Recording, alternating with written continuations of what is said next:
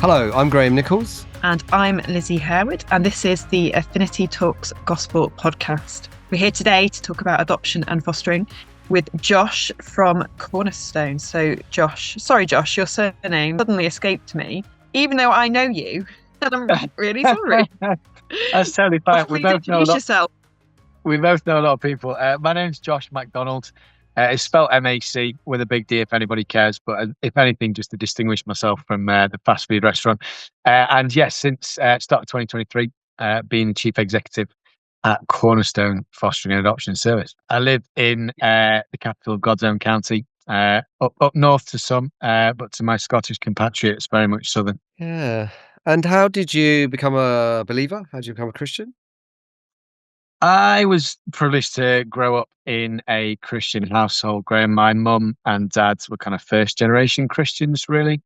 They came to Christ just shortly before I came along, and very privileged to have the benefit of their kind of upbringing, and just kind of really taught the ways of the Lord and in church from obviously whenever I can remember. And for me, I suppose my journey was one of knowing it intellectually, knowing the Lord and who He was intellectually, I suppose. My mum always said to me growing up, you can't be carried on our coattails, Josh, you've got to make your own decision. I'm very grateful that she did that in love. And I suppose the wrestling was 15, 16, 17 teenage years for me. I really felt God's call in my life. I really felt Him speaking to me in my heart.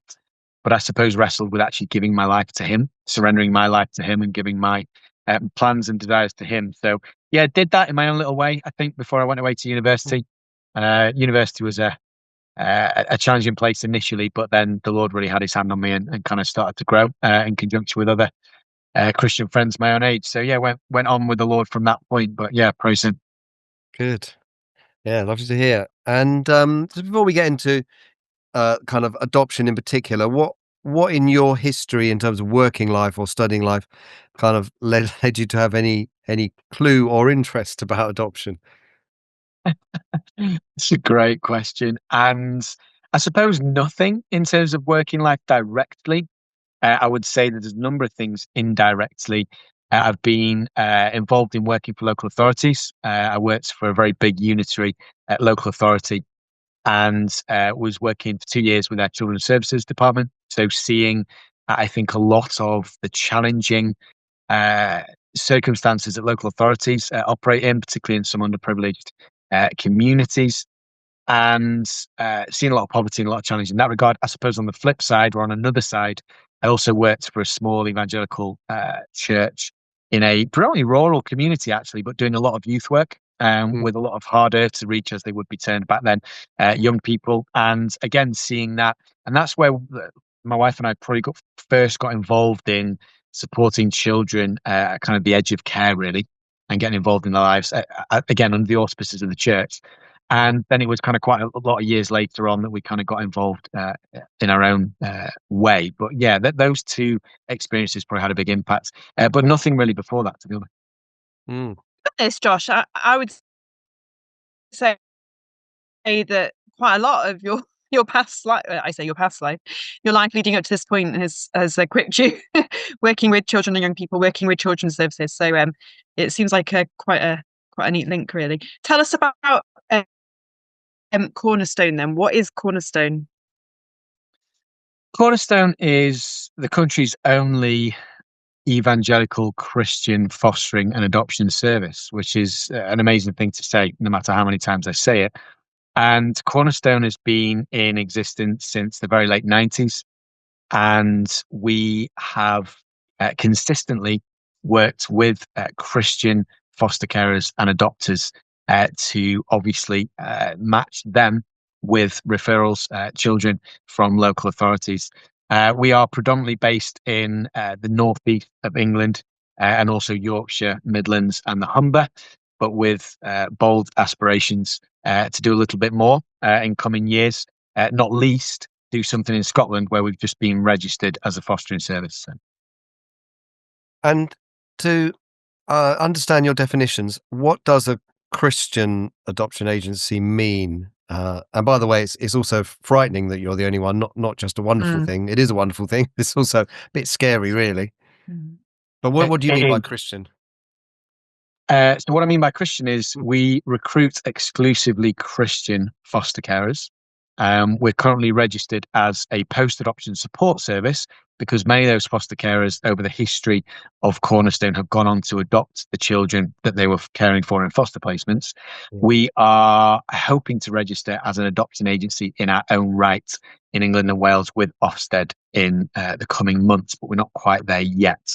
Right. But yeah, Christian. We recruit exclusively Christian carers and adopters. Now, Yeah. how do you go about recruiting those foster carers? By any means possible, I suppose, is the straight answer to that question. I suppose we have a variety of means at our disposal, but we are very small, so our ability to reach is limited. We do all of the traditional means, which you would expect: word of mouth, church visits, website, social media.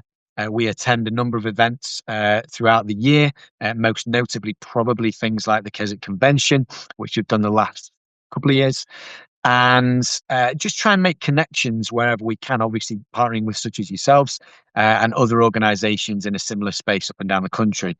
We try and get a reach out. We've done stuff on radio, we've done stuff through a number of different media channels, but ultimately, because of our size, the job of recruiting carers, the job of getting our name out there is difficult, if I'm honest. But yeah, they're probably the ways I would mention. And what is the adoption landscape like in this country? I don't know if you can scale in terms of numbers or just kind of anecdotally, or are there a lot of people who want to adopt, and are there a lot of children to adopt? Okay, I'll switch that round. I'll talk about the need first, then I'll maybe talk about the response, just because that's the way it works in my head. Forgive me. There's about 100,000 children in care in the United Kingdom right now. Right. So 100,000 in the UK right now. Of those, 83,000-ish are in England. So England is obviously the biggest contributor amongst the four constituent nations of the United Kingdom. That number's risen every year since 2008. And if I told you that 30 years ago, so in 1994, there were 47,590 children in care in England, that in a sense, I think, tells its own story. So there's about 83,000 today. Back to 30 years ago, there were 47,590. So I suppose somebody once asked me, okay, what does that mean, like proportionally, in terms of the number of children in the country? I think it actually boils down, I think, to 0.7%. There's big variations regionally in terms of where you are, obviously, as you'd expect. If you live in Stoke, it's 1.91% of all children are in care. If you live in Richmond, it's 0.25%. So there's obviously a big difference, as you'd expect. What's interesting locally and recently is the increase in the number of unaccompanied asylum seekers. So children that have come across that foster carers are supporting. But yeah, in terms of the need, they're the headline numbers. I mean, I can drill down. The only other thing I would probably mention, at least at first glance, in terms of need, is that the number of children that we are adopting as a country has gone down. There was a recent peak of over 5,000 adoptions in 1 year in 2014/15. In the last year, so the figures that I'm reporting to you are as at March 24, so the year 23/24, there were only 1,910 adoptions, which is an incredibly small number if you think about that across the entirety of England. So that gives a sense of need. As I said, I can drill down further, but I won't do that at least at this point. I suppose to answer the second part of your question, or what was actually the first part of your question, but I flipped it round, the numbers coming forward, the foster carer population is very interesting. We're actually recruiting slightly more foster carers as a country than we used to, but the overall foster carer population isn't increasing to the extent that we need it to increase in light of the level of need. And one of the reasons for that is there are a lot of older carers who are retiring and they're not necessarily being replaced by the same level of incoming carers. And in terms of adopters, I think there's probably, because of those numbers that I mentioned earlier, in one sense, there's more of a population of adopters or prospective adopters, less so foster care.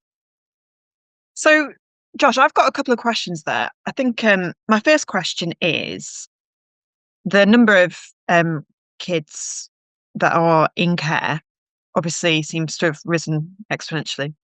And we can talk in a minute about the reasons why, but where are these children that are in care? Are they all placed with foster carers? Yeah, great question. Do we have any other form of care? 2/3 of children in care will be cared for in private foster placements. So 2/3 are in foster care as we would understand it in private households. And the number of those placements actually is slightly down. And one of the reasons for that is because more and more children are being placed in those foster care arrangements, but they're being placed with family members or friends of the family or connected carers, as we would talk about them. And that's a national trend, because there is an overwhelming statistical base for trying to keep children connected with birth family, particularly birth parents, as furthering their later life outcomes. So that's been a big thing. There's other drivers as well, which I won't go into now, but I think that's a big driver. Only 10% of those children in foster care at the moment, are placed in children's homes. And that's obviously been a big move in the last few decades. So away from children's homes and into private foster care placements. So does that answer, is that what you were driving at? Yeah, that's what I was wondering, just because I'd heard anecdotally, people who live nearby me, one of my neighbours, they've gone through that route whereby a family member has, for whatever reason, been unable to have their child remain with them at home, and they seem to have gone down the kind of the family route first and sought the care of family who are able to, as you say, keep them with close familial ties, but they would still be considered to be in care, as opposed to, I suppose, they would. Correct. Yeah. And my second question is, why are we seeing such a rise in the numbers of kids in care? Is it criteria? Is it because, as far as I'm aware, the number of children that are being born is going down, but yet the number of children that are going into care seems to be going up. What on earth is going on? Well, I suppose is that a complex question? Well, no, in one sense. To be specific to the industry, if I try and keep it there first, 2/3 of all the children coming through into care are there as a result of abuse or neglect. Mm. So that's important to recognise, because it isn't that we've suddenly got. So I talked just briefly there in response to Graham's question. We have had an influx in unaccompanied asylum-seeking minors. So that is part of actually the numbers. But 2/3 are abuse and neglect related. So it's not some other systemic issue or categorization issue, or we've had a world war or a local war or something that has taken, a number of fathers, or do you know what I mean? There's no kind of climactic issue like that. What we're seeing is an increase in fatherlessness generally because of family breakdown generally, which is obviously a symptom of deeper root causes, which we obviously could talk about and would most likely be on the same page about. But yes, that's ultimately where it's coming from. It's the increased breakdown of society, which manifests obviously in the family unit, and obviously poverty and a number of other economic factors are part of that, connected with an increased amount of substance use and abuse. It's probably really a superficial judgment, but I imagine that, I don't know, 50 years ago, most adoptions were either because the parents weren't alive or because it was a single parent who was being asked perhaps to not keep the child or something like that. And I'm sure there was abuse going on and so forth, but probably that wasn't such a significant driver. I don't know whether, I mean, it's a bit unreasonable to ask if you know that kind of historical sweep, but I wonder, sadly, whether the amount of abuse has gone up or perhaps it's just better reporting. I don't know. It's really interesting, isn't it? I suppose I'd say a couple of things to that, Graham. One is, so if you go, so you've probably read Good Night, Mr. Tom, or a book like that, which has a kind of a classic kind of case of an adoption, if you like, that was the result of either poverty or loss of family, or something more straightforward than that. And that obviously has happened in previous eras. Yes, there's less of that in one sense, I would say, at this point in time. So I think that is fair to say. I suppose the other thing is that we've had a big move away from institutional settings.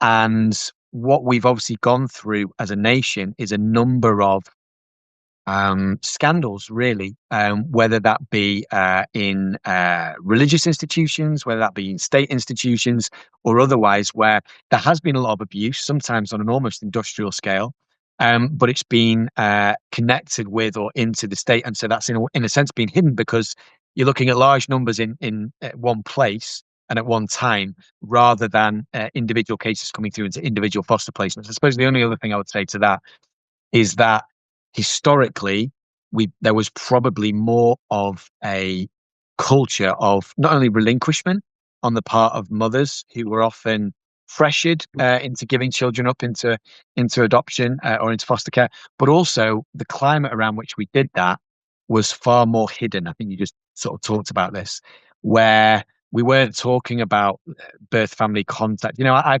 remember a lady come up to me in my church and telling me her story of how she'd given up one of her children, and she used to pass her child in the pram of another woman, on the street in the town where she lived. And yet, it wasn't talked about. Obviously, not only a changing industrial landscape, but also social media and the internet has all blown that all wide open. And I think that is a factor of the kind of things you're saying. But I would come back to, amongst all of that, the problem that we're facing as society at the moment, as a nation that's turned its back on God. Ultimately, that breakdown will manifest itself in the care system. So that leads us into my next question, if that's all right, Graham. Why do we need a Christian adoption or fostering agency? Why can't Christians just get, stuck into any old adoption agency and go through that route? Christians can. Is my straight answer to that question. Christians absolutely can. My wife and I did exactly that 5-6 years ago, something like that. So absolutely, it can be done. It is being done up and down the country. And as the chief executive of a Christian fostering and adoption service, I'd be the first person to encourage people to just get cracked on with whichever agency you'll have them. As far as I'm concerned, get in the game, get excited, and get participating in this glorious adventure. So that's the first thing I would say. The second thing is, with every passing day, I think Cornerstone becomes more important in my mind, and I think in what's going on in our country. And there's two reasons for that. Firstly, it is a glorious thing as Christians involved in this to be able to support other Christians who are doing it. Mm-hmm. And so to have, if you're a Christian getting involved in foster care, for example, what a wonderful thing for your supervising social worker to be a Christian. What a wonderful thing for them to be able to pray with you. What a wonderful thing for your child and your situation to come up in the Cornerstone staff prayer meeting every morning, and for us to be engaged in that with you in that way. That's the first thing I would say. So it's just wonderful. It's the best way to do it. Secondly, there are those for whom navigating a secular agency in their locality and in their particular scenario is very complex, very challenging, very difficult thing.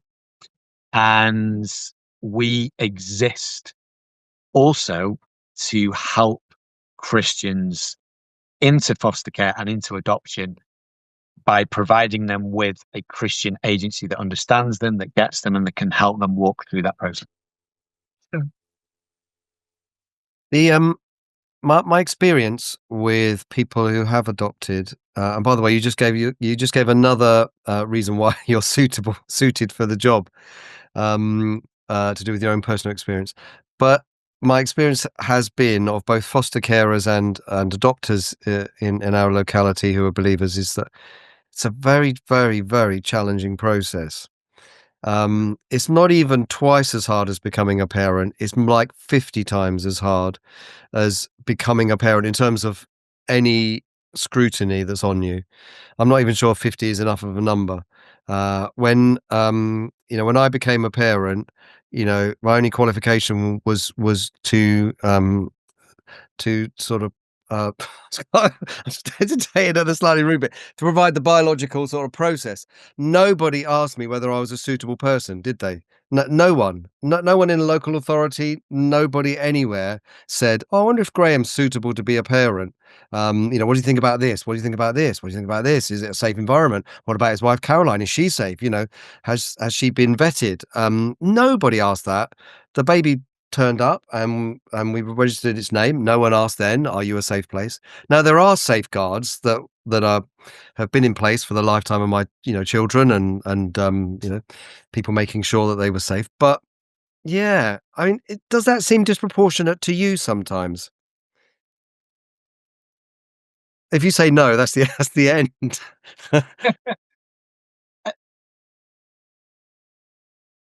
I have at all times two hats on in a Mm, conversation like this because I have the privilege of running the staff team at an agency that obviously has to quite rightly submit to national regulation, legislation, and scrutiny with yeah. regards to how we go about our business and how our carers and our adopters go about their business. Mm, And it's absolutely good and right that we do that.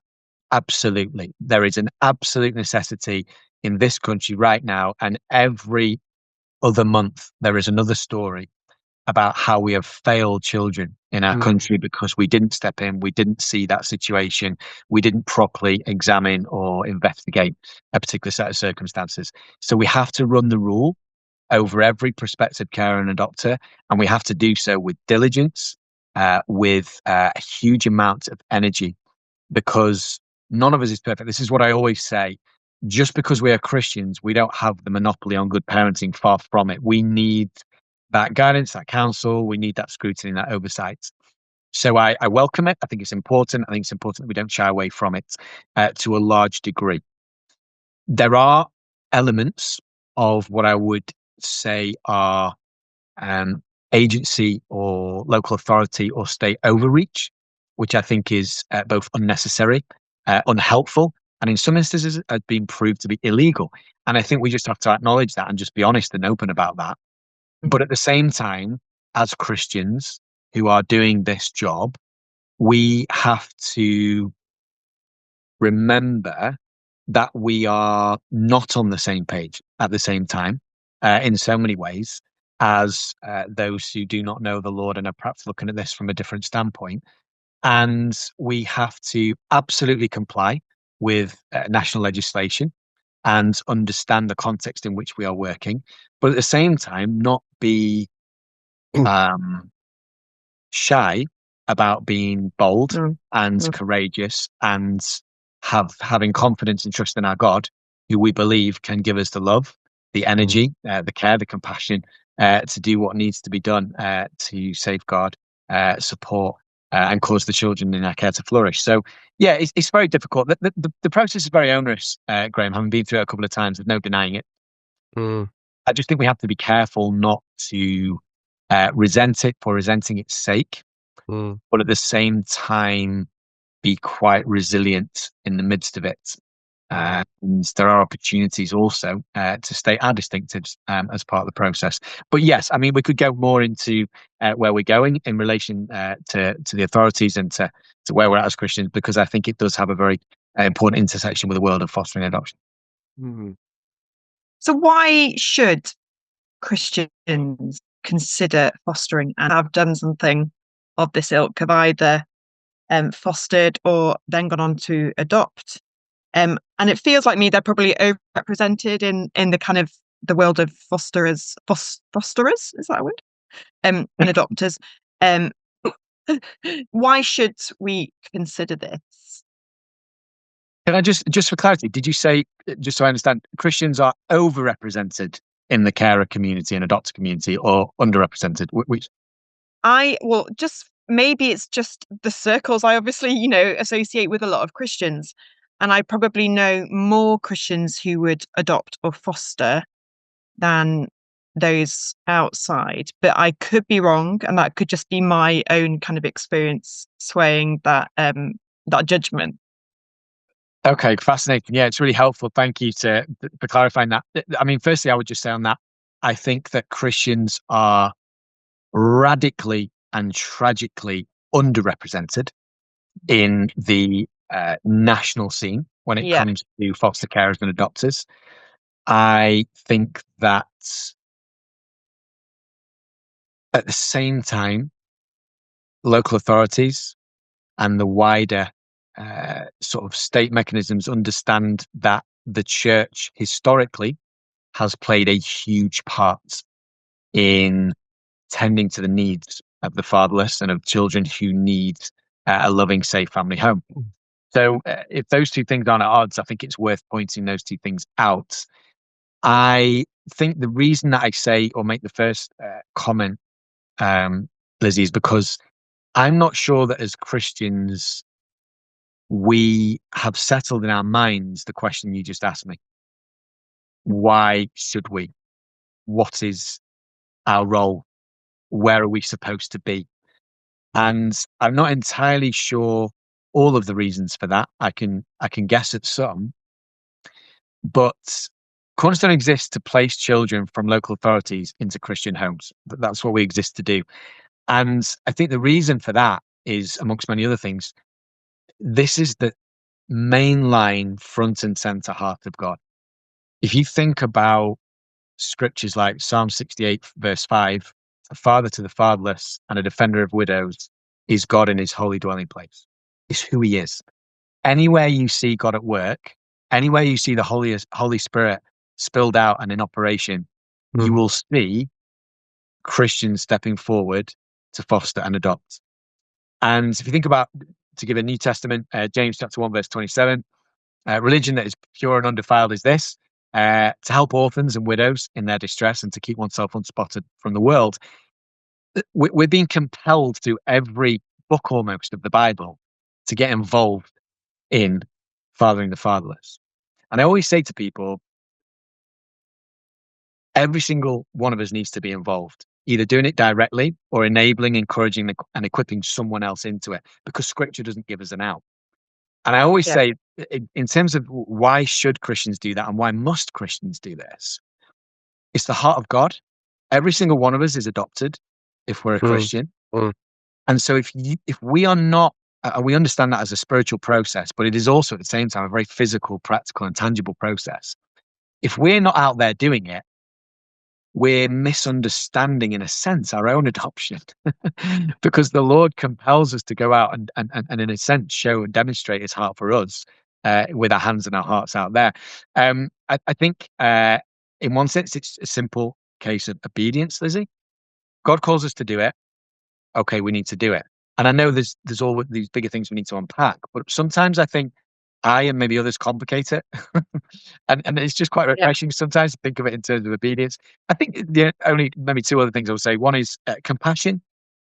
There is something about, I had a referral come across my desk last week, Lizzie, of a teenage girl who was placed into foster care with her sister.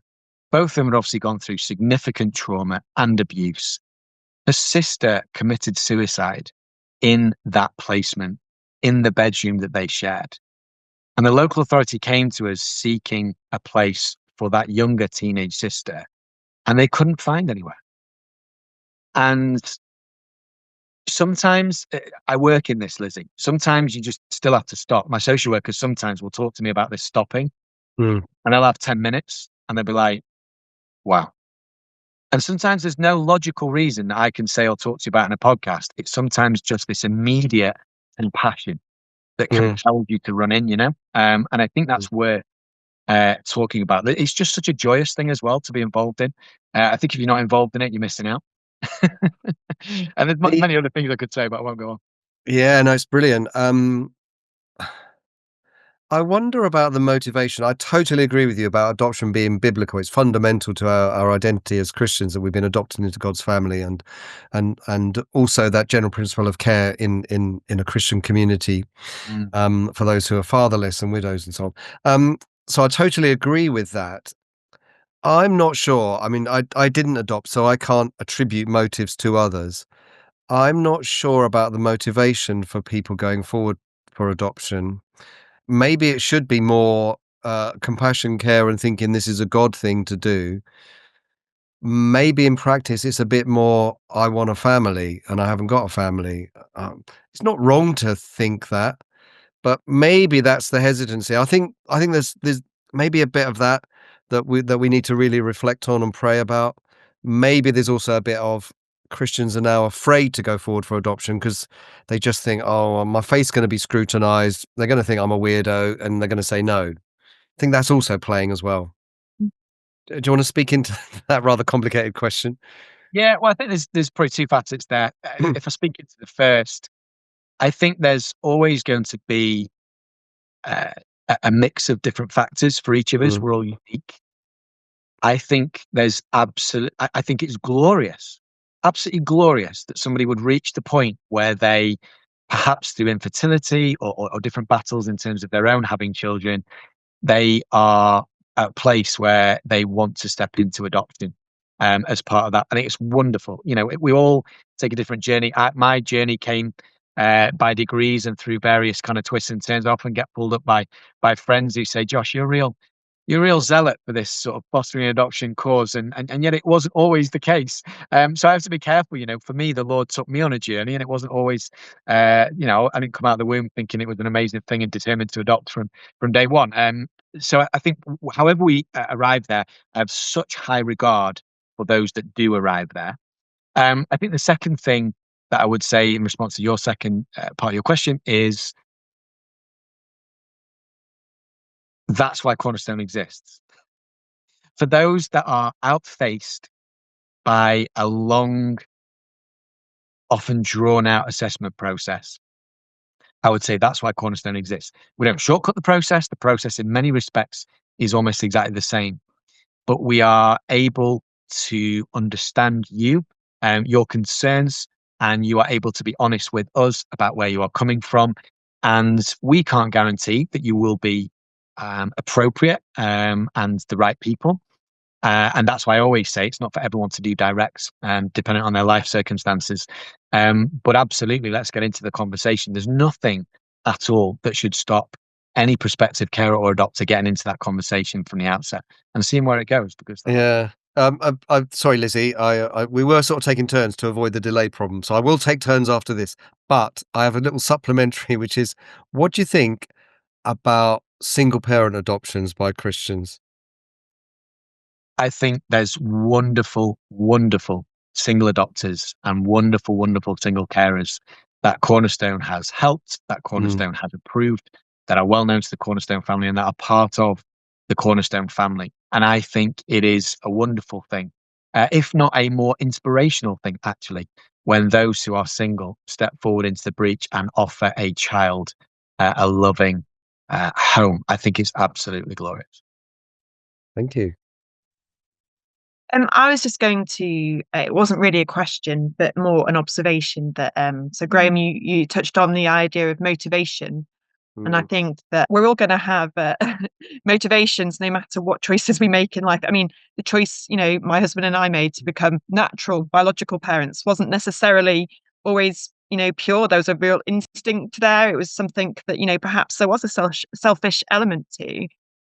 So I think, we just because it's going outside and perhaps, going through an agency or whatever doesn't necessarily mean that that's wrong. And if say is that I have on the other hand is that one of my closest friends, she has 3 biological children, and she went into this, I think, in only the way that a Christian could, um, with the real intention um, to basically do what you said, Josh, to show love and compassion to uh, an orphan who she knew would probably be quite hard work. This varying and significant needs. And she said, parenting him is hard, but she went through it with her eyes open. And she's very thankful that she and her husband were able to give him a loving home, being brought up in the knowledge of Jesus.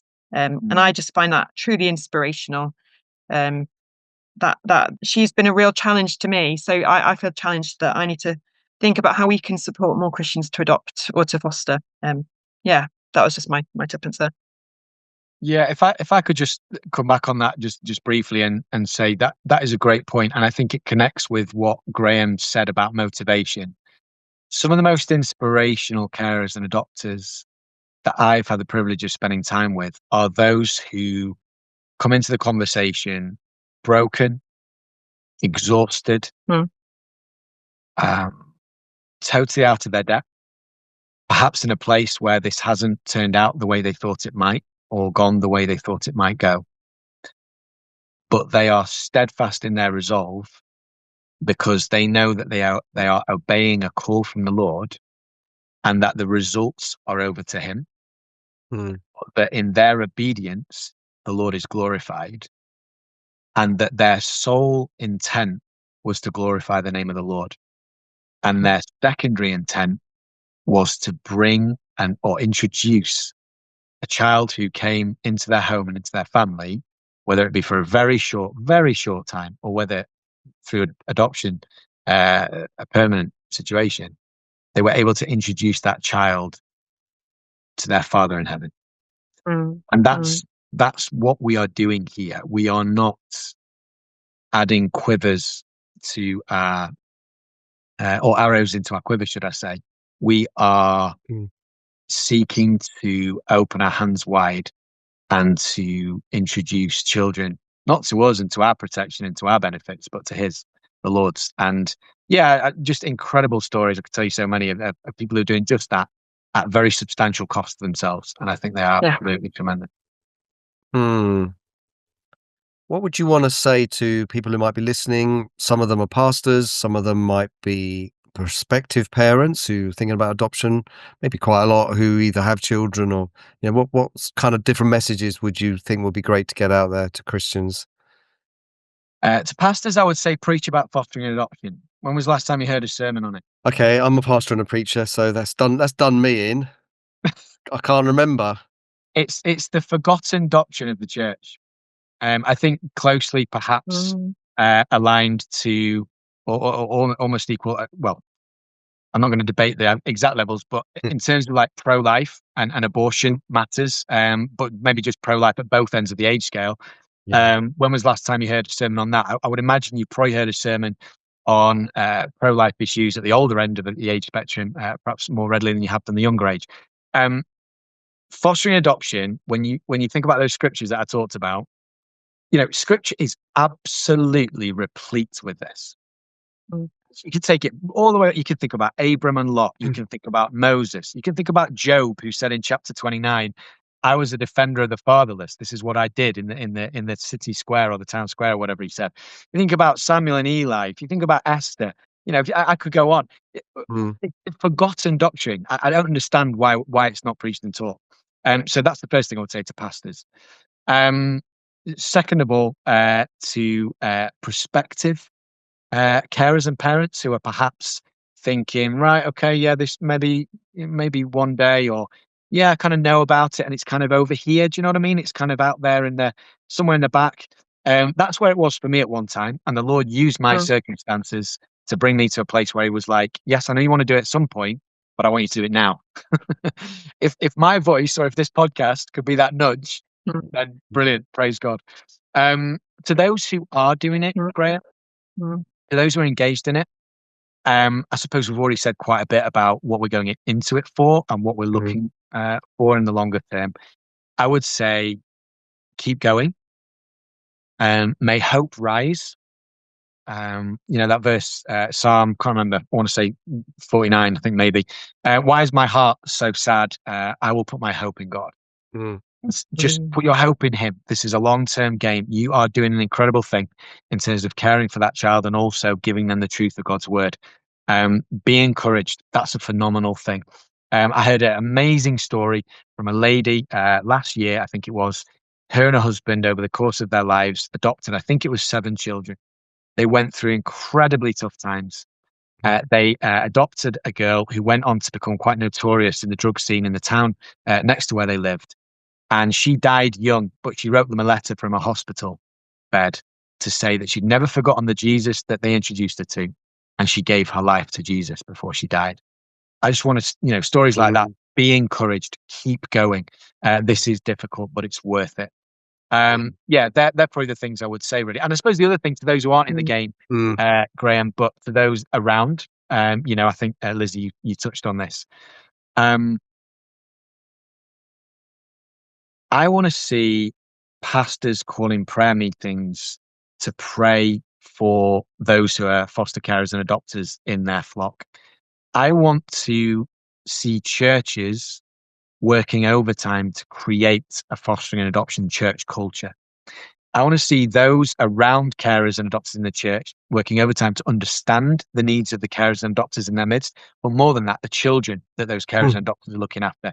And I'm talking things like, what does that plate of biscuits at the end of the service mean for a fostered child? What does all the hugging and the high-fiving mean for an adopted child? What does all the touching mean? What's all that about? The loud noises, all these kinds of things, like really understanding. And this is obviously spills out beyond fostering adoption to those children who are perhaps neurodivergent or got, distinct needs of whatever type and for whatever background. So that's what I would say. And I said the last thing I would say is get radical. Get radical. The numbers that we talked about at the top of this conversation demands that we get radical. And for me, the Acts Church, if you think about the Acts Church, they were absolutely committed to teaching the word and people's spiritual formation and growth, but at the same time, the practical needs of the community around them. And how did that happen and how did that work? Anyone who had a field sold it and came and gave the proceeds and put them at the feet of the apostles. Now, I think there's Christians with big houses and spare bedrooms, and I think there's people with hearts and hands to foster and adopt but don't have the spare bedroom. For me, it just looks like house swap. I just think we need to get radical and get on with it. Hey, house swap coming to you then? I think it's a really good set of challenges, really helpful. Where can we find out more about Cornerstone for anyone who's listening? The website address or any social media or anything else you want to point to? Yeah, thanks, Graham. Cornerstoneuk.org. Cornerstoneuk.org. We are active under a trading name, if you like, or a brand identity in Scotland called Foundations Matter. So foundationsmatter.org if you are in Scotland. Social media. So look us up, Facebook and on Instagram as Cornerstone Fostering.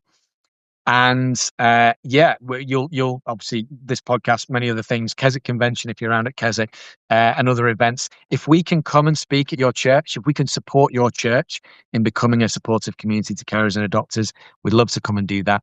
So please get in touch. Our catch-all kind of email address, if you don't want to use a contact form on a website, is info@cornerstoneuk.org. It's brilliant. It's been really helpful talking to you. I hope lots of people listen to it. I've already got some people in mind that I'm going to send it to when we produce it, sort of extra and above over the people that might normally listen. So it's been really helpful. Yeah. So thank you very much for your time. Yeah, thank you so much, Josh. Thank you for having me on. Really, really appreciate the partnership with you guys, and thank you for giving us an opportunity to speak. Thank you.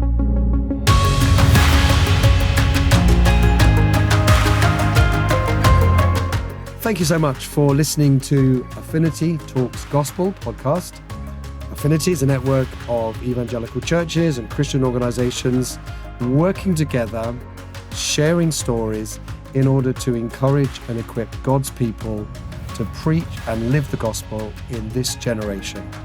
If you're interested in supporting this ministry, we'd love you to join us.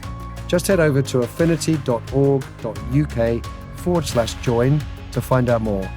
And we look forward to catching up with you in the next episode of Affinity Talks Gospel.